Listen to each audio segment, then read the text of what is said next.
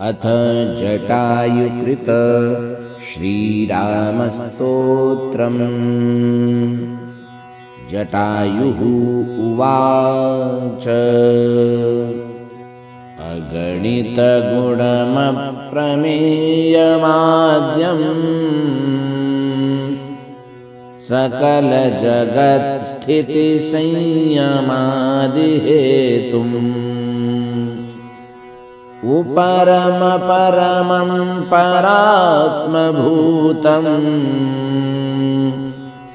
सततमहं प्रणतोऽस्मि रामचन्द्रम्।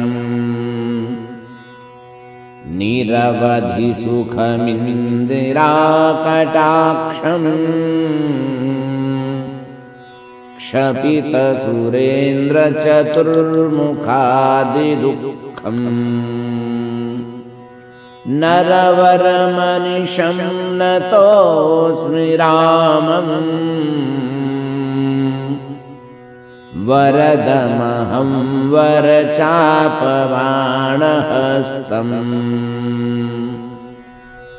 त्रिभुवनकमनीयरूपमेद्यम्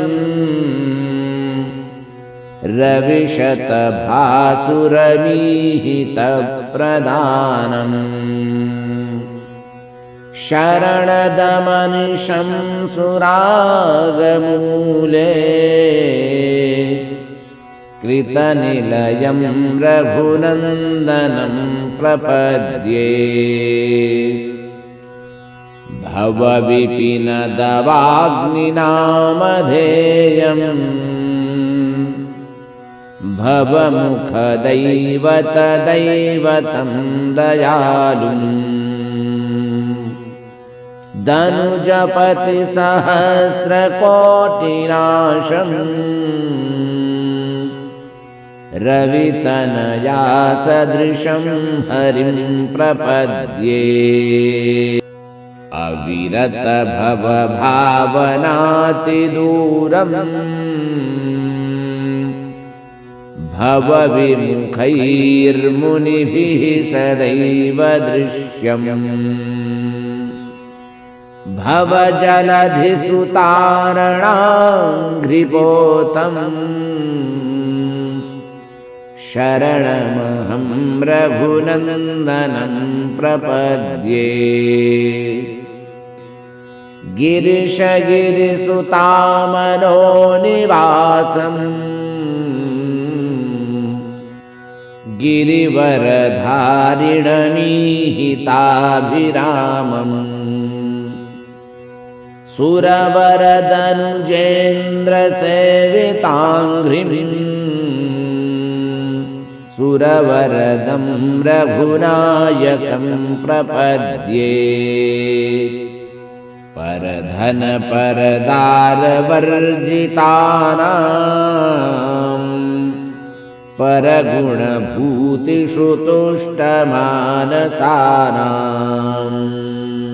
परहितनिरतात्मनां सुसेव्यम् रघुवरमम्बुजलोचनं प्रपद्ये। स्मितरुचिरविकासिताननाब्जम् अतिसुलभं सुरराजनीलनीलम् सितजलरुहचारुनेत्रशोभम्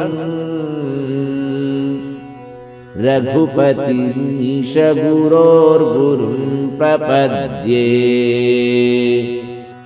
हरिकमलजशम्भुरूपभेदात् त्वमिह विभासि गुणत्रयानुवृत्तः।